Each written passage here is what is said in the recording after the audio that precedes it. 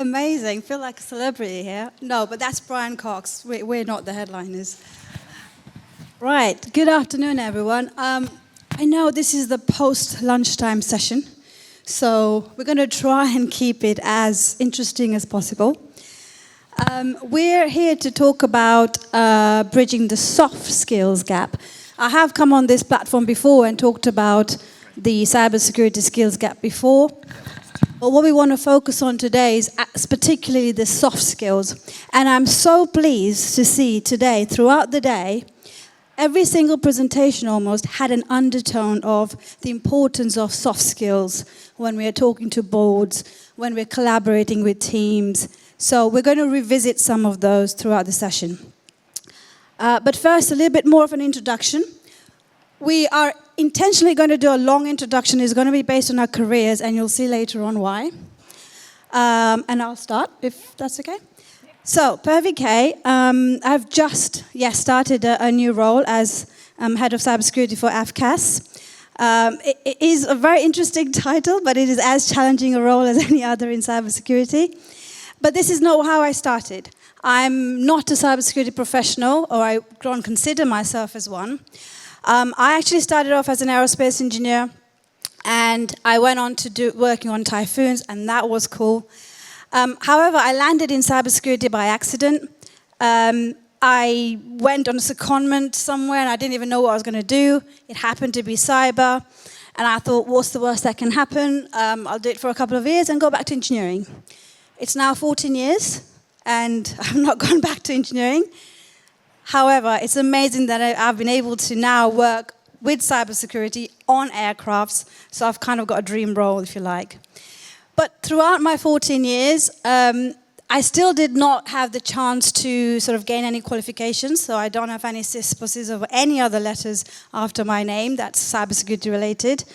But I kept getting these opportunities, these new roles kept coming up, and I kept going for them. I kept getting successful at them. And at one point I did ask my mentor, why do you think that I'm able to get these roles? And that's when the soft skills was mentioned and the importance of soft skills was mentioned. And I was told it's not about the technical qualifications for every role. Sometimes it's the aptitude, sometimes it's your transferable skills. And that's what gave me the confidence to keep going. Although I did get the imposter syndrome when I was amongst technical experts where I could not understand some of the things. But through experience, I learned all that. So this is us showing that we haven't had the normal step-ladder career, but not having those technical qualifications has not hindered our progress. They are very important. If you can get those qualifications, if you have the time, the money, the training available, brilliant, that's excellent. But if you don't have them, don't let that hinder any progress or any promotion opportunity that you're going for. And that's me, Amanda. Hello, I'm Amanda Crossley, and the lovely folks at this event have cast me as a cybersecurity expert, so I'm going to go with that one. But my actual day job, I am a security business analyst, and what I do is I do security architecture work. So my day-to-day roles involve network configurations, helping to put in implementation of security controls, recommendations of how to plug gaps into the networks and stuff like that. My bit of a squiggly career, I left school not amounting to much, didn't really have any grades against my name, and told I wasn't going to be good at anything really. So I did a bit of job hopping from one to the next. I've got about 10 plus years in customer service. So I worked at JJB, I worked at the Pleasure Beach, I've done a variety of different roles, and I ended up in the military, and I did your typical sailor stuff, and I'll let the imaginations run wild here. So that's what I did there. Then after I left there, I became a stay-at-home mum for a while, and I kind of lost my identity. So I did some courses at home. I've got a diploma in interior design. I've got a diploma in events management, and I've run my own limited company as a concierge business. I did that for 3 years, and then COVID hit and took that down. And then I pivoted into cyber. So as you can see from where I've been to where I am now, I have no technical experience. I've gained up those certifications that I do have now through the experiences that I've been given and the opportunities that I've been given.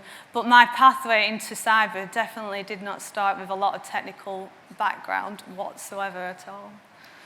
And here is your cyber soft skills expert. This is how it's done, right? So you can see we intentionally gave you a long introduction around our careers to show you that, you know, we've not started where we are now. We've not all the way gone and done all these courses or had any technical expertise or focused on that. But it's not hindered your progress either. And I mean, she's got a space security podcast that she hosts that. That's just brilliant. Do check it out. You need to plug it in more. Oh yeah, no, sorry. So, the context of this year, one thing this is not, it's not discouraging anybody here to go and get these qualifications that are very important, right? It's just showing you how technical skills and soft skills can complement each other in the cyber world that we're in and for the different roles. There are absolutely some roles that you will need to be a technical expert at, but there are others where if you don't have that full technical expertise, you will still be able to be successful in those roles. And throughout this session, we'll pick on some of that as well. So, what sort of soft skills, Amanda, do we think are more important in cybersecurity? Well, this is a topic that I am really, really excited to talk about because it is often overlooked. Like Purvi was just saying, when we look at cybersecurity as a whole, we tend to think of technical. We tend to think that you need to know how ports, protocols and things like that work. But it's not just about that. So soft skills are like broccoli. Bear with me on this one. So we all know that all these things are good for us, but we don't tend to grab them first. So what we're going to talk about today, that in cybersecurity, that these skills include collaboration, you've got communication, ethical judgment, you've got adaptability, and the ability to be able to respond, not react. Each of these play a pivotal role in managing not just technology, but cybersecurity as a total. So picture this, you've got the best firewall in the absolute planet. But unless you can talk to the board or talk to the managers or even work with the IT team to how to implement this, you are basically just got yourself the best security but left the door wide open. You need to be able to get together, talk, and use all your soft skills as a whole in order to shut that door, and then you can tell everyone where the key is. And this is where we go on to the next part. And this is the second time broccoli has been mentioned today, so we might be on to something. Yeah, it's not mentioned in the morning as well.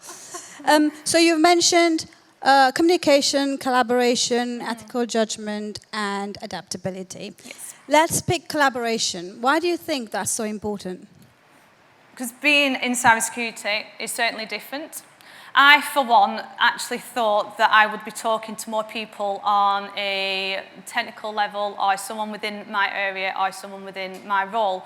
I'd never realised that on a day-to-day basis, I would be speaking to people on various levels. So it'll be new people that have just come into the company, people on higher up, stakeholders, directors. I'd be talking to HR, I'd be talking to legal, and I did not have any clue that I would be speaking to these. So being able to bring all these teams together is fundamental to be able to secure your business as a whole. So what we're doing by this collaboration is by bringing HR into the picture, who might not have a clue of anything about cybersecurity, you're educating them onto a level where they'll take it slightly more serious. It's not their day job, and don't go away thinking that every engineer and every HR, just because you give them some sort of security training, that they should be implementing it from the get-go and constantly throughout. It needs to be kind of drip-feeding, like on a continuous basis, because their main role isn't cybersecurity. just as our main role isn't HR and it isn't legal. So they don't expect us to have their knowledge and their expertise, and we shouldn't be expecting them to have that sort of knowledge and expertise either. So this is why it is extremely important. It's a company-wide effort that involves everyone, as I have mentioned. But good collaboration does ensure that everyone is on the same page and that your company is working towards the same goals as well. So I think I can safely say that the majority of people in this room have worked with someone who's just run off and bought a shiny new toy that they want to play with and they want to plug it into the network. And your first thought is probably, why haven't you come to me first? And exactly that, why haven't they come to you first? It's probably because they didn't know to, or that they just wanted the shiny new toy straight away to play with, which is fine. But if you can help them understand the importance of that security and that collaboration part, that's where it all comes in. They might still run off and buy the shiny new toy, but they ain't going to want to play with it straight away. They'll just get you to help them out. So, collaboration does go hand in hand with communication, isn't that right, Purvi? Absolutely, yeah. And I think one point on collaboration as well, in time of crisis, you know, we've seen a lot around incident management today. During crisis management as well, if we cannot do it on our own, we definitely have to collaborate with all the different stakeholders. I mean, Sarah, you've written a book on this. So, you know, collaboration in crisis management is also important. And as you said, communication goes hand in hand with that. So, what's the importance of communication here? Throughout the day today, we've heard a lot around how do we communicate to the boards. Johnny 1, Johnny 2, and Lee 3, as they're now known, talked about the 5x5 risk matrix. Oh, brilliant, so interesting, right?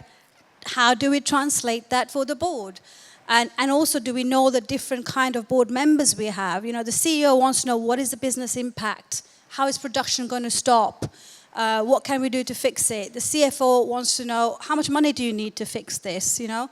The HR wants to know, does it affect the people? How do we communicate with this with the people? So how do you take your 5x5 matrix and communicate it to make that business sense? We've heard that so much today, right? Somebody also talked about communicating operational impact rather than the cyber impact. That's what they want to know at board level. You know, how does it affect our operations? And also, I mean, boards love dashboards, don't they? No, they don't. They don't care about your RAG ratings. They just want to know, what does that red mean for me? And how do I get it to green, right? They don't care how many reds and greens you've got or what the numbers are behind it. They just want to know, what does it mean? And this is why, at board level, communication is so important. But, of course, in other areas as well. Yeah, talking to board members about SQL injections and zero-day vulnerabilities without this good communication is pretty much like talking to a toddler about quantum physics.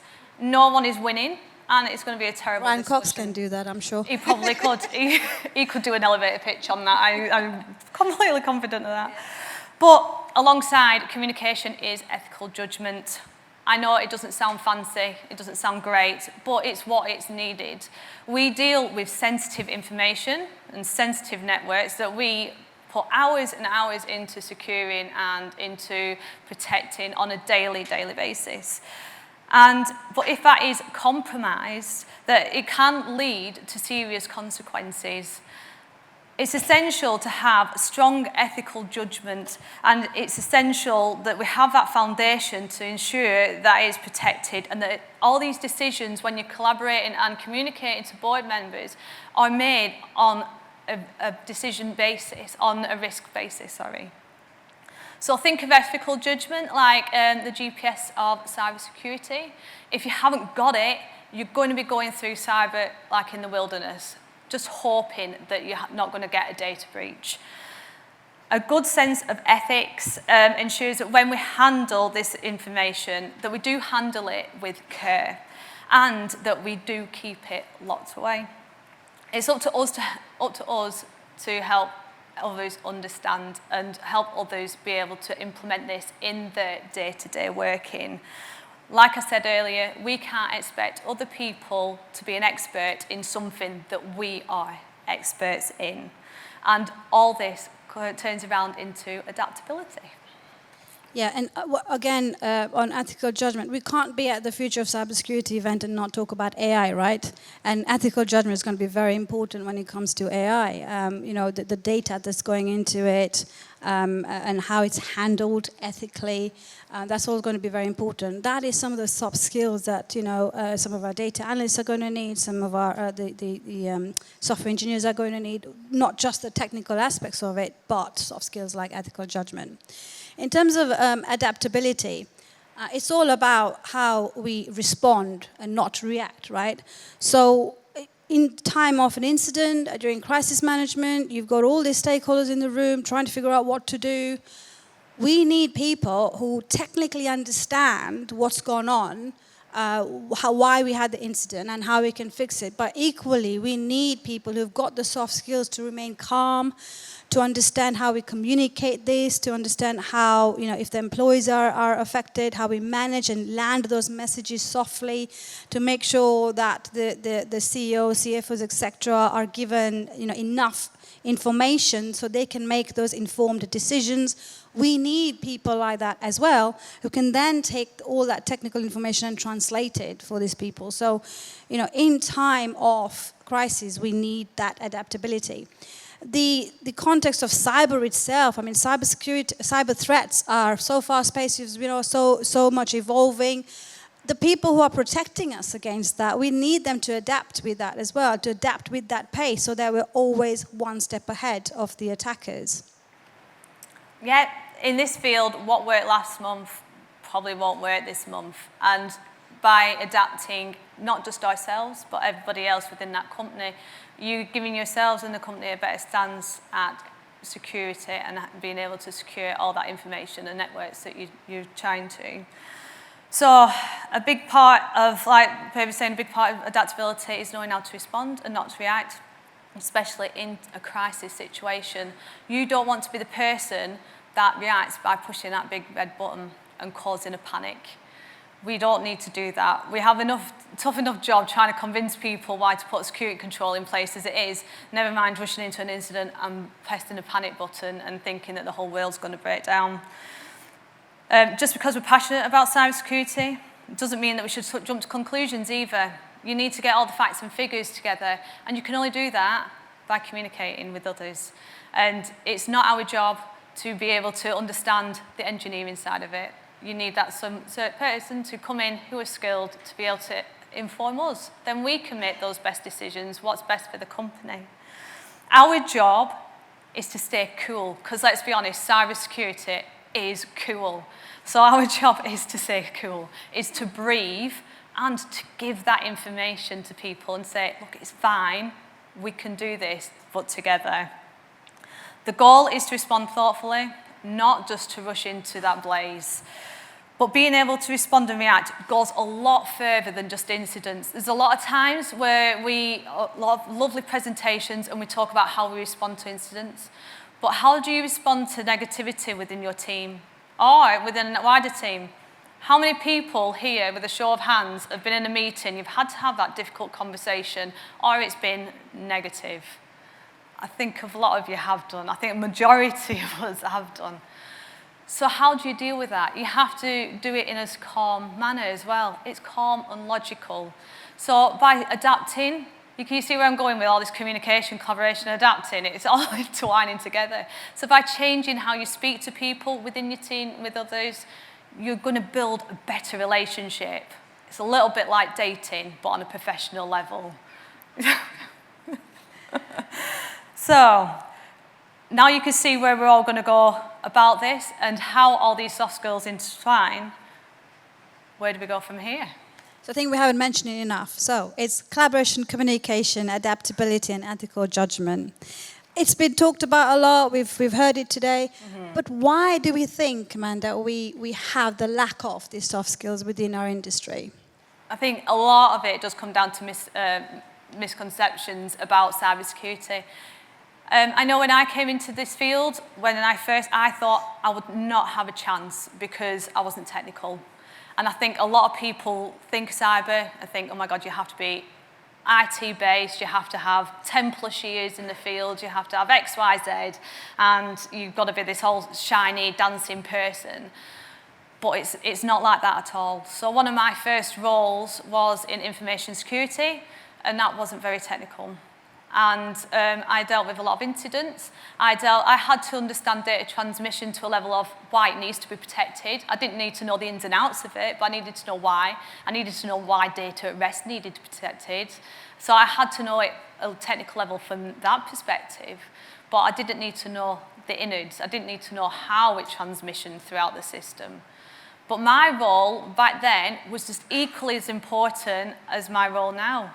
Because even now, I worked with my old team to be able to bring a better stance to the company. I get people from my old team ringing me up now saying, Amanda, what does this mean? And I can give it to them on a technical level. And like vice versa, if I need some help from them, I'll just ring them up and say, can you help me work through this? And they will speak to me on their level and help me understand it. So it is imperative that just because you think that everything is technical within cyber, it really is not. Yeah, I absolutely agree with that. There are quite a lot of misperceptions there. And I think we know this is a problem now, but also what we can do to fix that. So I think that it needs to be, a whole package here. It's from the point that we, put our job descriptions out there and do recruitment to when we bring individuals into the organization, how we nurture them and how we empower them to achieve this to build soft skills, all the way up to how we retain them, what incentives are we giving them, right? So just picking on the job descriptions itself, how many times have we seen job descriptions where, firstly, the description itself is so technical, the requirements for qualifications are so technical. You are trying to get somebody at an entry level and asking them for 10 years of experience in cybersecurity and have CISP and CISM and all that. I mean, you're never going to get that. So I think we need to focus with a magnifying glass the job descriptions we are writing and rewrite them 10 times and just watch how much talent you'll be attracting just by those small changes. Yeah, no, and alongside that, you're recruiting. So next to your job descriptions, your actual recruitment. How are you recruiting people? Are you looking for ticking the boxes? Are you actually looking for everything that's in the job description? Are you changing that job description so then it's for you, for your team, rather than what someone else's company is asking for? You need to be able to look at your recruitment and your stance in a different light. So by using soft skills and by recruiting not solely on soft skills, it depends obviously for what role it's being applied for, but by looking at someone who can talk and who can change and who takes initiative and using that and bringing that out of a person, I find is far more productive and efficient than looking at someone who can do coding, for example. So for someone to be able to go into a meeting, we all know how difficult meetings can be. I mean, we know how difficult it is to speak in front of people. So if you can find someone that can do that, not easily, but can do that, and wants to take that challenge of doing that, you're on for a winner and building up a very, very strong things. I know certainly one of the things that I look for if I'm looking at people in interviews is that adaptability and that collaboration communication. I don't look for CISP, and that's because I'm jealous I haven't got CISP yet. Now, not everybody will come into the roles with all that, with that communication skill or, skills to collaborate and stakeholder management. So when they are in the organization, and if they show a willingness to want to build those skills and want to be trained, invest in that training. These are going to be probably your future leaders, your future managers, and invest in their training. Encourage them to take up mentoring. The power of mentoring cannot be underestimated, and just mentoring itself will give them the ability to build communication skills and networking skills, etc. I mean, what's your thoughts on mentoring then, Amanda? Yeah, I'm a very, very big fan of mentoring. This is my mentor right here, for example. I am a fan, but I've done it myself. I've done but not in a massive way. So the next thing that we can look at is what opportunities can you give to people to help them grow.